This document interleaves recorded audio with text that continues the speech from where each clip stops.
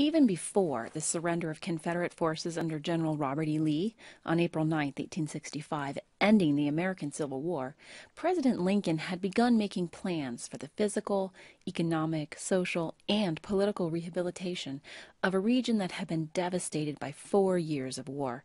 There were a number of deep wounds that needed to be treated. First of all, there was property damage on a massive scale as Southern rail lines, factories and bridges, and farmland lay in ruins. Many towns and cities had to be rebuilt. Thousands of veterans and civilians were wounded in need of medical care. Many more were homeless. How could all of this damage be fixed? And how could it all be paid for? The destruction had crushed the Southern economy as well as the workforce. About 20% of the Southern adult male population was dead. Many more were disabled, and slavery had been abolished. Many plantation owners lost their farms, and even those people who kept their land now lacked the only source of labor they'd ever known. Ending slavery didn't just transform the workforce, it transformed Southern society and created a new set of problems Lincoln knew had to be addressed. America's 4 million freed slaves set about reuniting their families, building community institutions, and generally trying to leave the legacy of bondage behind. Yet they lacked land, jobs, and education. Where would they go, and how would they rebuild their lives? Moreover, antebellum Southern society had been built on a deeply racist divide. Freeing the slaves was not going to give them equality or unite Southern blacks and whites. Lifestyles and attitudes 200 years in the making couldn't just be erased overnight on either side of the racial divide. There was also political damage. The Union had been preserved, but the end of the war raised several challenging political questions. How were the Southern states going to become part of the Union again? What did the Union need to do to make sure Civil War wouldn't return? And how would former slaves have their rights guaranteed? The process of trying to rebuild the South's economy, society, and infrastructure was called Reconstruction, and it dominated political debate for more than a decade. President Lincoln hoped to reunify the nation as quickly and painlessly as possible. He realized that it wasn't just the South that needed to be rebuilt. Many Northerners were angry and viewed Southerners as their bitter enemy, a defeated rival that should be punished. For their part, Southerners blamed the North for starting the war and resented the suggestion that their society needed to be reconstructed at all. They had left the Union in the first place because they didn't think the North, or anyone else, should be able to impose its will upon them. Yet the goal of Reconstruction was to do just that. The Civil War officially ended in April 1865. But as early as 1863, Lincoln began drafting a plan to bring the South back into the Union quickly, as he put it, with malice toward none and charity for all. Lincoln's plan for Reconstruction became known as the 10% Plan, which he hoped would be fair and attainable for Southern states. The plan required that former Confederates take an oath pledging allegiance to the Union and accepting the end of slavery.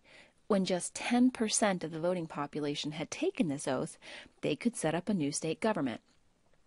Once the new government had outlawed slavery, the state could then be readmitted to the Union. Lincoln also hoped to expand suffrage. He insisted that new state governments allow African Americans the right to vote as long as they met the same requirements as everyone else in terms of property ownership, literacy, and military service for the Union. Within the Republican Party, there was bitter disagreement over Reconstruction. Like Lincoln, most moderates favored expanding some rights for blacks while not being overly ambitious about social reforms. Conservative Republicans believed that few, if any, conditions should be imposed on Southern states other than accepting the abolition of slavery for readmittance to the Union. The radical Republicans, on the other hand, favored many more requirements to rejoin the Union. The radicals believed that any plan to readmit Confederate states must account for land redistribution, full suffrage for black men, and other policies to adequately punish the South. The radical Republicans were outraged at Lincoln's 10% plan for its leniency and the president's seeming complacency. They were angry that he had not insisted on more civil rights and protections for former slaves. Radicals in Congress passed their own plan for Reconstruction in the Wade-Davis bill. Under this plan, the president would appoint a governor for each state once a majority of its voting citizens swore that they had always been loyal to the Union. Only then could the state organize a constitutional convention. The new state constitutions had to abolish slavery, take away political rights from Confederate leaders, and cancel war debts. The Wade-Davis bill left political rights for blacks up to each state, but it would be nearly impossible for any southern state to get half of the men to swear they'd never been disloyal without franchising the African Americans.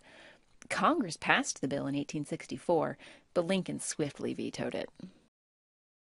On January 16, 1865, General William T. Sherman issued Special Field Orders No. 15 during his march to the sea.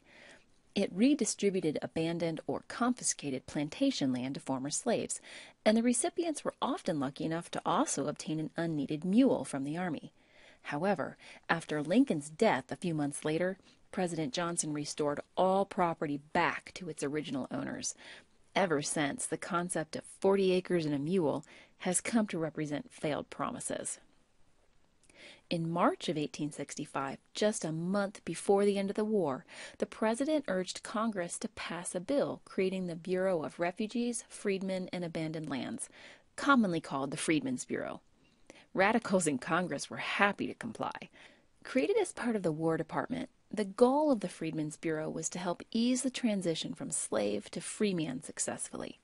Immediately after the war, they helped former slaves survive in the short term so they could build free lives in the long term.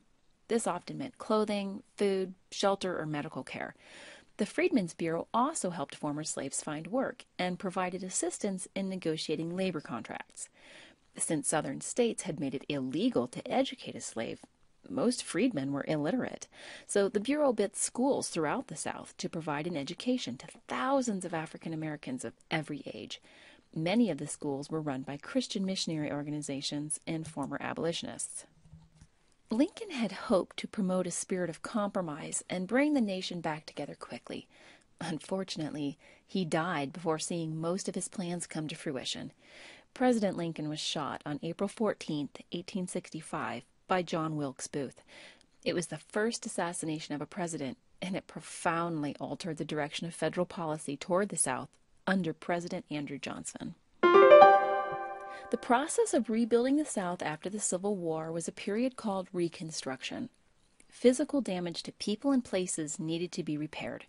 Former slaves needed help building free lives and securing their rights. Enemies needed to be reconciled, and a broken union needed political repair. President Lincoln's 10% plan was intended to quickly readmit Southern states back into the Union without malice. As long as 10% of a state's voters swore an oath of allegiance to the United States, they could form a new government. When their state constitution abolished slavery, they could join the Union. Lincoln was a moderate. Conservative Republicans thought abolition alone was enough, but the radical Republicans thought Lincoln was way too lenient. They wanted to see more social reform. They passed the Wade-Davis bill, but Lincoln vetoed it. The Freedmen's Bureau was created to help former slaves create new lives as free individuals.